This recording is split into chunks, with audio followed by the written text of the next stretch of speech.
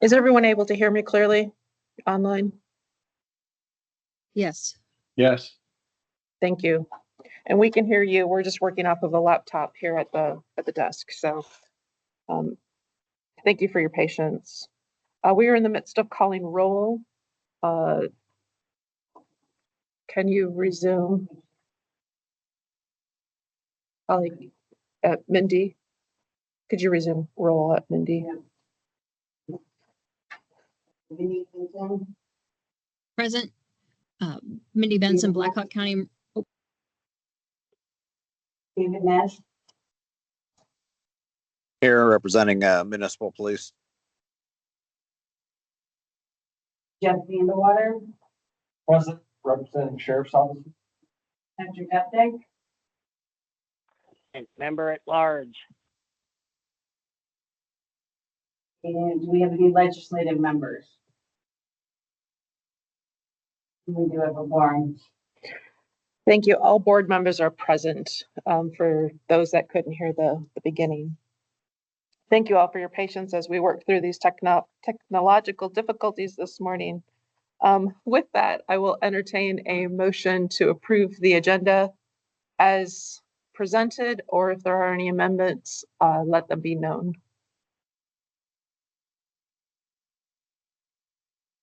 Motion? And a second? I have a motion and a second. All those in favor of approving the agenda as presented, please signify by saying aye. Aye. Aye. Opposed, same sign. Motion carries. Approval of the minutes from the March 13th meeting. I will entertain a motion. Motion. And a second. I have a motion and a second. All those in favor signify by saying aye. Aye. Opposed, Aye. same sign. Motion carries. That brings us to the SWIC report. Okay, Bishop, I have a very short report today. I think we have a CommT communications technician class scheduled for June 2nd through 6th. That will be held in Cedar Rapids. Thankfully, the state has some instructors that will present that class and take time away from their own jobs to volunteer to do that. And that is a week-long class. We have currently 6 students registered. So there are a few spots left if anyone wants to register for that. Cash radios were deployed recently to Southwest Iowa for a 4-county burn, and that went well. And with severe weather season coming, just know that the route to request resources that we have is through the job form on the website. And if you have any troubles with that, just get in touch with me and we can work through that process. We are working to grow the RICs, or the Regional Interoperable Committee meetings, and we encourage attendance at those meetings. So please, if you're interested or you join those and you would like to bring along friends and neighbors, please do. IMED or REM-CDP grant funds are still paused at this time. And that's all I have for my report, unless there's any questions. Great. Thank you, SWIC Nichols. Appreciate the report. 911 Council Report, Program Manager DeRushi. Yep, thank you. Just a couple things more on the technical side for 911 this month. First, I periodically remind the 911 Council about different language translation options that are available. There are really, as far as I know, about 2 vendors in this space. For a long time, Language Line, you've had to type in your account number when you go to transfer a 911 call or conference in a 911 call. And the 911 system will fake the DTMF tones, and Language Line does not recognize those. So that has been ongoing for a number of years. And just recently, we learned that a number of PSAPs that still use Language Line were able to move their service over to a dedicated 1-800 number or a 10-digit number. So you no longer have to type in those DTMF tones using your account number. And that has been worked well, and Language Line will recognize those that 10-digit number, and you can seamlessly conference in Language Line. The other option is Language Link. It has a similar option where you have a dedicated 10-digit number. That one, as a reminder, is also under state contract and available that way. So either of those options, if you have questions, just let me know. Another item that I had today was regarding the Google Pixel Watch. It was recently announced that they have a pulse loss detection capability, where if it detects a loss of your pulse, it will set the watch into about a 15-second countdown and then automatically call 911. So that is very similar to Apple Watch and Google Watch's fall detection that it rolled out a couple years ago, and really just awareness that your PSAPs might start to see those calls. I haven't necessarily seen a go live date on that or when that software upgrade will be introduced, but just wanted to make sure that those in the 911 community were aware that you might start to see those types of calls. For any other 911 topics, just as a reminder, we have the 911 council meeting right before Isicsb, and those meetings are recorded and put on YouTube for viewing after the fact. I would take any questions on anything that you might have. Any questions for Blake? Thank you. That brings us to the user group committee and Chair Vandewater. So the users group met on March 20th. There were 10 members present. Holly and then one guest representing the applicant, Mitchell County. Chris Olson spoke on behalf of the applicant. They're jumping on now for interoperability reasons with limited radios, but plan to expand as funds allow in the future. The number of talk groups is also planning for the future. Rob made a motion with Stephen Gray seconding the motion. All the committee members were in favor, none opposed. Haley spoke of an attorney general opinion that they had received concerning the Conley Group's application. There were no comments on that topic. Rob Dennert also asked about if anyone knew of any phantom radio transmissions that were occurring from unoccupied vehicles recently. It had been an issue in the metro, or at least on the west side. Meeting lasted about 15 minutes. That concludes my report. I'll take any questions.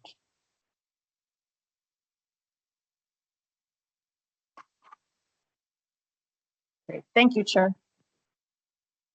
That brings us to the finance report. The finance committee did meet this week and reviewed the financials. At our last meeting, there was, they had duplicated the correction of the $985. That has now been backed out completely, and that line item is zero now. All other expenditures were normal expenditures for our business unit. Are there any questions regarding our financial statement? There is one item later in the agenda that SWIC has brought forward, and we'll address that for the expenditure of some funds for promotional items, but we'll take action on that under new business.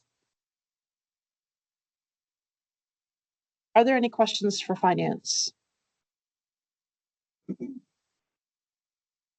That brings us to governance and Chair Ness. Morning, Chair. The Governance Committee met on Monday, the 7th, and reviewed a new procedure, not a policy, that was prepared in part by you and the SWIC. Excellent work on that as we were trying to update or going through our process of updating policies. We had a constructive conversation and offered a few suggestions, and I think that'll be distributed soon to the other committees. So that concludes my report. The governance will continue to work on the policies, working ahead of schedule as we look to ensure that they are all in good place moving forward. Great. Thank you, Major Ness. Are there any questions for governance?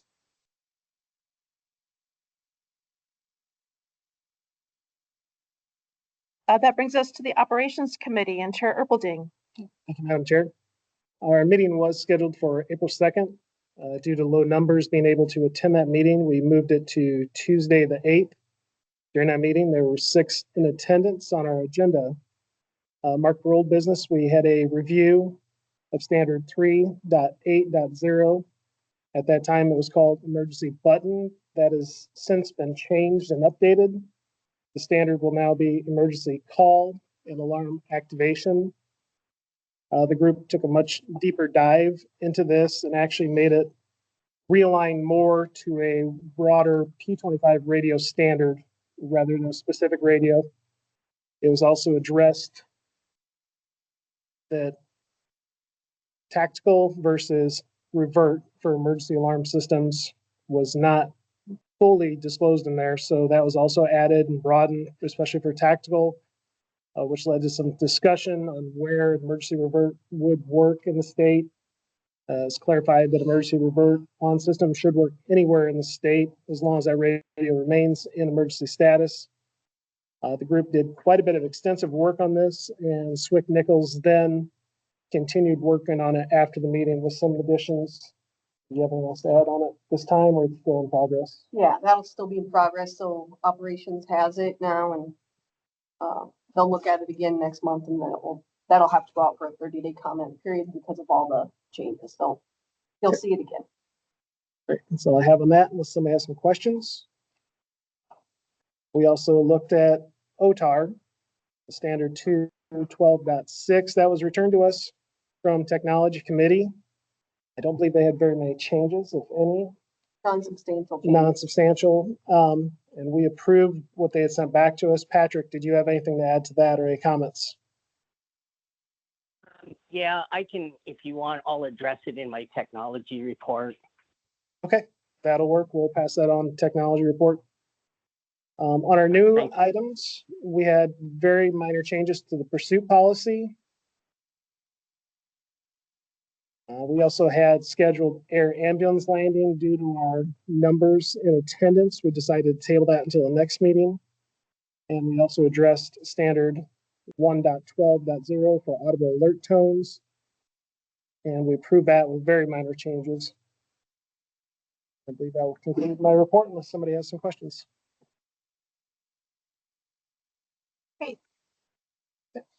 Thank you, Chair Erpelding. Thank you.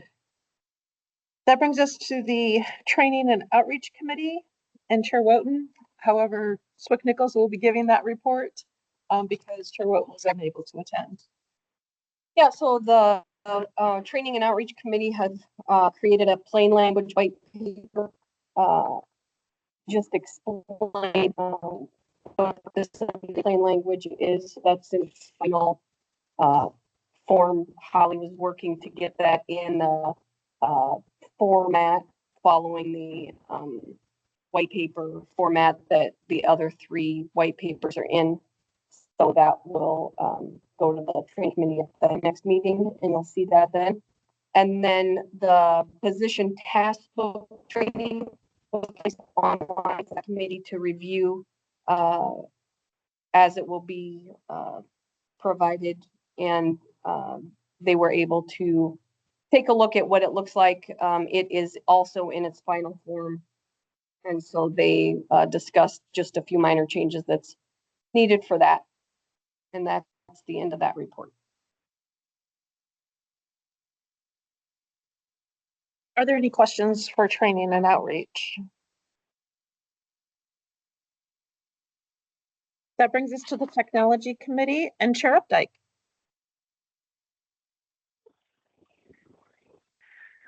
Technology met on March 27th and April 3rd.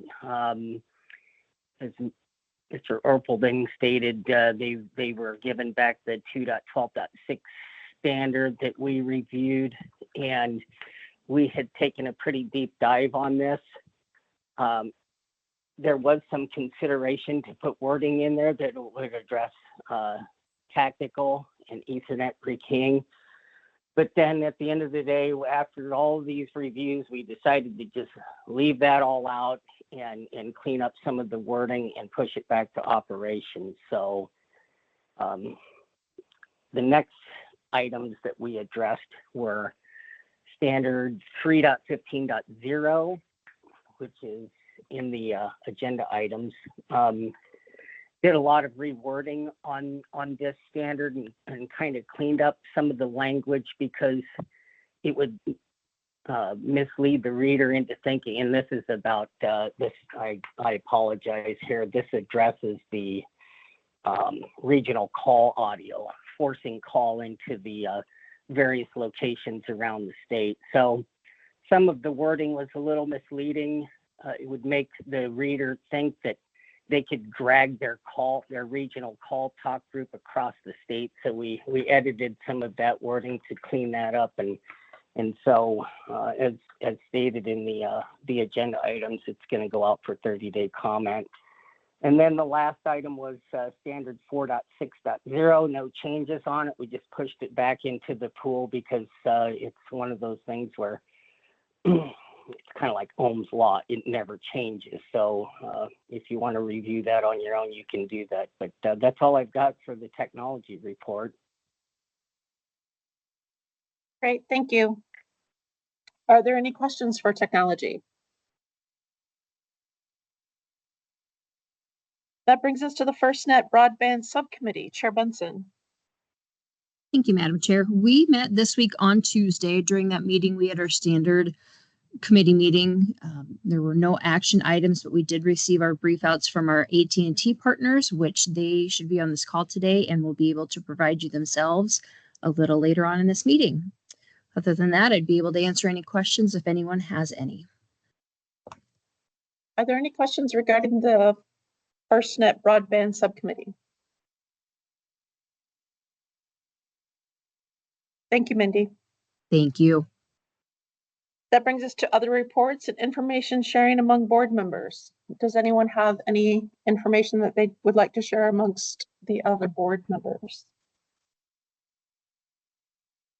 I have 2 items. One, just wanted to make the board aware that the Conley Group has or is seeking an administrative hearing regarding their application and how it was handled. So it was kind of alluded to in the user group committee regarding the brief that we received from the Attorney General's office.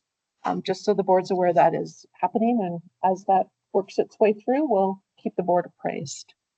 And the other item is at the end of April, there are 2 individuals whose terms are expiring. Chair Vandewater and Chair Ness. Chair Vandewater has agreed to stay on with the board. Yes, but nothing changed. So we thank you for that and appreciate your service. And the other individual who's up is Chair Ness. And Chair Ness is stepping away from the board and just wanted to recognize his service to the board and all the great work that he has done. And I personally would like to thank him for all the support he's given to me as the former chair and helping me transition into this position and basically keep me in line. So appreciate all the work you've done, Chair Ness. Well, thanks. It's been a great pleasure, and I remain available for anyone on the board or others, and to assist however I can. But with different duties at work, it seemed like a good time to make my spot available for somebody else. So thanks. It's been a great pleasure. Yep. Thank you, Major Ness. Are there any other points of information sharing? That brings us to the ISIC System Administrator Report. Scott Richardson. Sure. I will start off with our anticipated zone control. We had a couple of zone bounces. That was caused by zone controller 1 losing synchronization, which caused a roll in the first bounce. All the technicians then manually rolled back. for the synchronization that caused our second. Scott. Can you hold? Sure. The microphone's right here. Oh, no, they That ones are not working. They can't hear it. They can't hear you. You want me to start over? Yes, please. Okay. So I'm going to start off with our unanticipated zone controller rollover from Tuesday morning. We had zone controller 1 lose synchronization, which caused our consoles, core connected consoles, to bounce. Upon resynchronization of that zone controller, Motorola technicians rolled back to the original core, and that caused our second bounce of the morning. After that, everything has been stable. Motorola is still looking into the root cause, but preliminarily it's believed to be a microwave related issue. So I will give an update once we hear a final report on that. I heard mentioned earlier in the meeting reports of phantom mic clicks. I know there are a few tickets open on that already. Motorola has been working that issue. It appears to be an intermittent situation, and what the symptoms are, a dispatch console position will notice an apparent key up from a radio. They will be getting no audio at that point. The dispatcher may check in with the end user, say, user XYZ, did you have traffic? And they would say, no, as a matter of fact, I'm not in the vehicle, something like that. And at that point, they're looking into what was causing those phantom key ups. So those tickets are still being worked. Last week, it did appear to have improved. But this morning, I got a couple reports of at least 2 radios that are having that issue again this week. Beyond that, tower work-wise, Adair South has recently had some temporary microwave dishes installed. That is on the existing tower, and those dishes are there to shore up the microwave connections that were compromised by the tornado damage to the dishes that were on there. Those will provide a stable connection while the new tower is built, and then all operations will transition over to that new tower once that's completed. As part of those optimizations of those microwave links, it was discovered that the Adams site, which is south of Adair South, had some damage to a dish on that site, and Motorola plans to be on site this week getting that dish replaced. Beyond that, DPS has recently purchased a hardware refresh for our Genesis system, and that's used to provide system monitoring and reports. That work is mostly completed at this point with installation of 4 new Genesis readers, along with a new Genesis server, and we are currently awaiting a client for installation at the Isicsb. There's some minor configuration issues that need to be completed, but Genesis is up and running. Should anyone need reports, they can go ahead and request that through Isicsb. We did lose about 6 hours of data while that hardware was transitioned over, and that may slightly impact or skew the push-to-talk numbers for next month. But beyond that, we have ISIC numbers for March of 25. Radios currently stand at 43,277. Talk groups are at 3,605. And our push-to-talks were just over 3.3 million. And with that, that concludes my report. I will take any questions. Great. Thank you, Scott. Are there any questions for our sysadmin?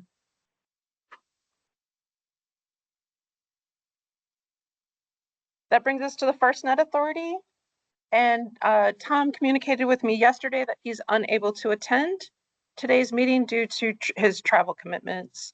So with that, that brings us to AT&T. Is Bart Blank on the line?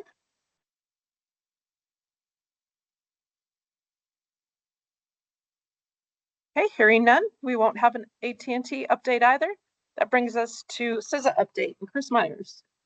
Thank you, Chair Bischoff. Good morning to the board. Appreciate the time as always. So the report this month is going to be talking about a new cyber threat that is subject of a new cybersecurity advisory that was just released last week. So Holly, if you have the slides, great. If you don't, I can share them with you.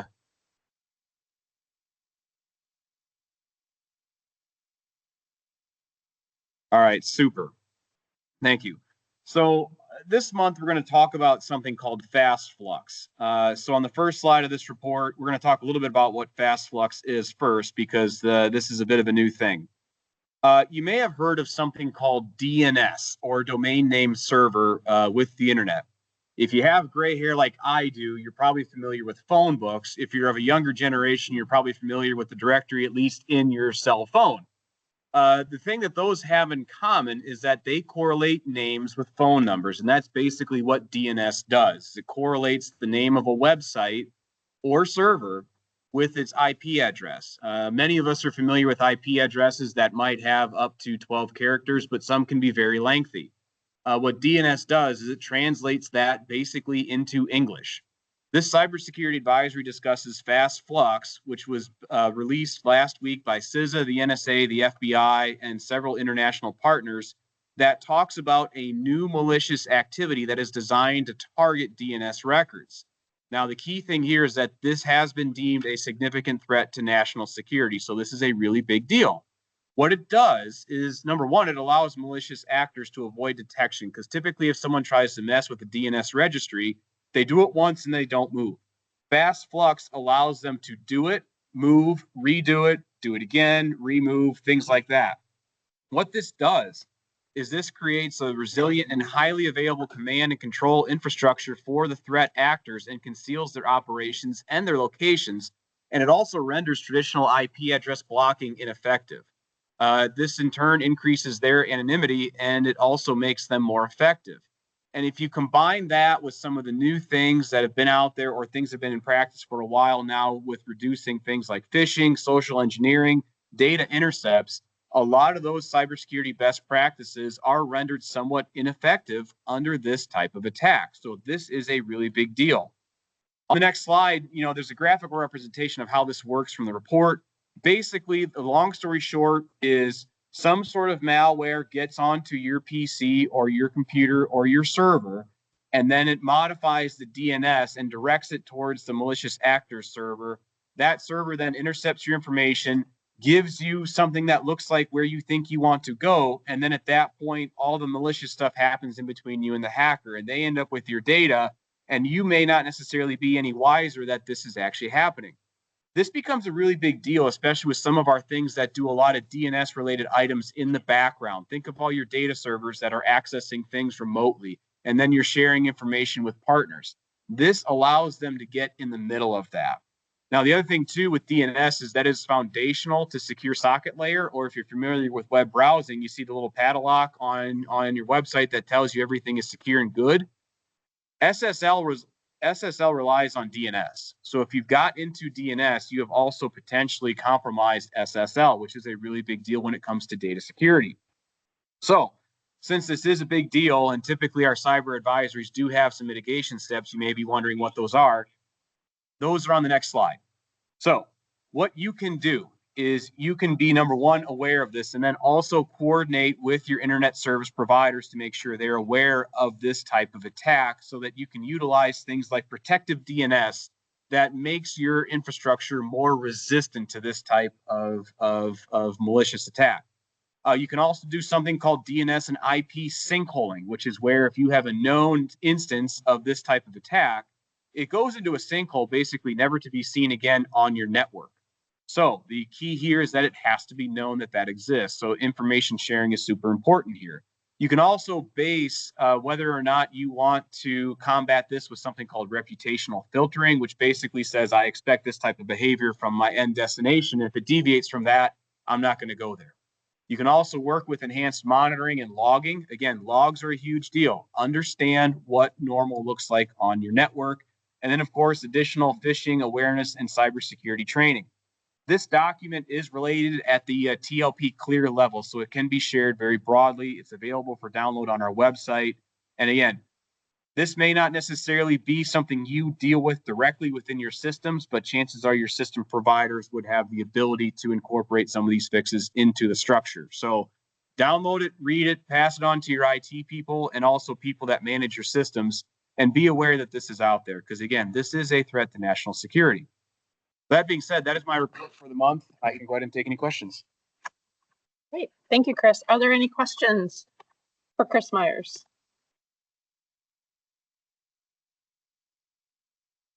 That brings us to, or I guess it brings us to old business. Is there any old business? Moving on to new business, new Isicsb user approval. Chair Vandewater. As I kind of talked about in my users group update, we did review Mitchell County's application. There were no concerns. And based on the discussion and no concerns, I would make a recommendation that the board approve Mitchell County's amended application. With that motion, is there a second? All those in favor of approving Mitchell County EMA to a level 2 signify by saying aye. Aye. Aye. Opposed, same sign. Motion carries. Thank you. That brings us to Isicsb standard 1.10.0 cross spectrum interoperability. Haley, are you speaking on this? Yeah, I can speak on that. That was up for a 30-day comment after review. We received 0 comments on that after there were some changes made in the technology committee.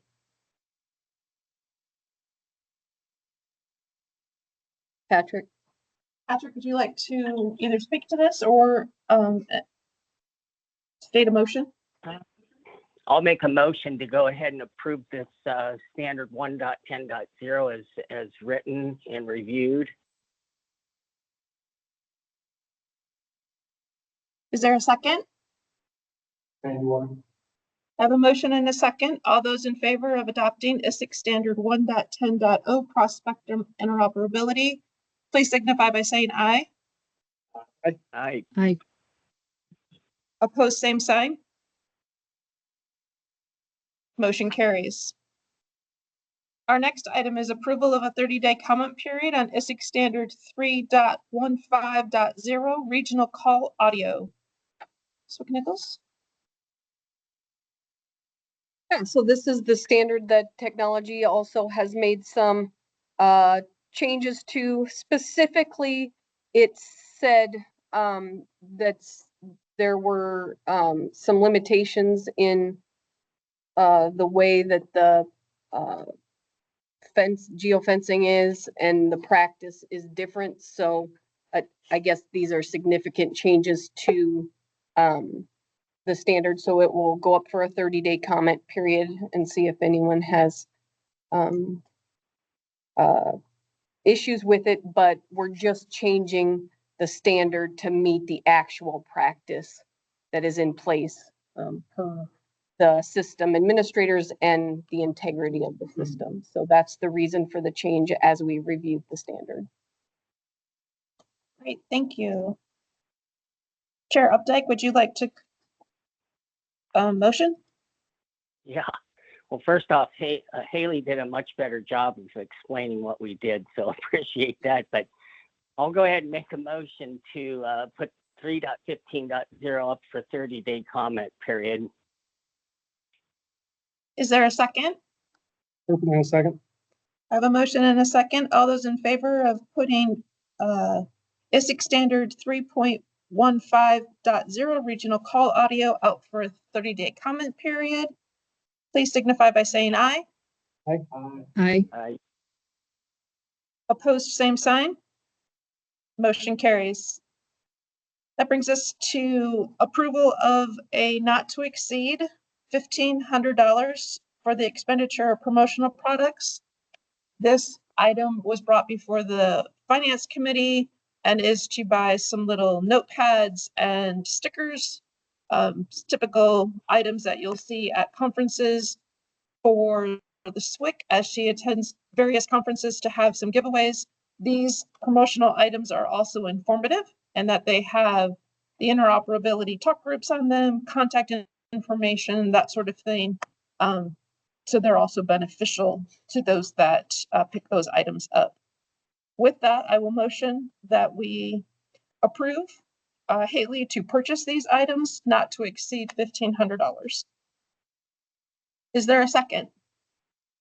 I have a motion and a second. All those in favor signify by saying aye. Aye. Aye. Opposed, same sign. Motion carries. That brings us to public comment. Are there any members of the public that would like to address the board? Rob Denner. Yes, Rob.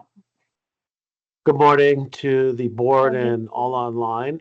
I'd just like to remind everyone that the spring Region 15 Regional Planning Committee meetings for both 700 megahertz and 800 megahertz RPC is this afternoon beginning at 1:30.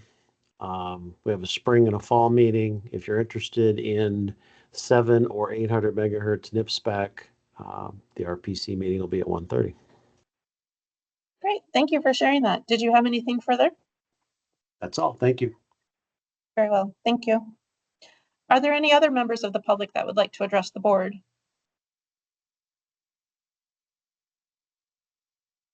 Hearing none, that brings us to adjournment. I would entertain a motion. Second. All those in favor of adjournment, please signify by saying aye. Aye. Opposed, same sign. We said adjourned. Thank you.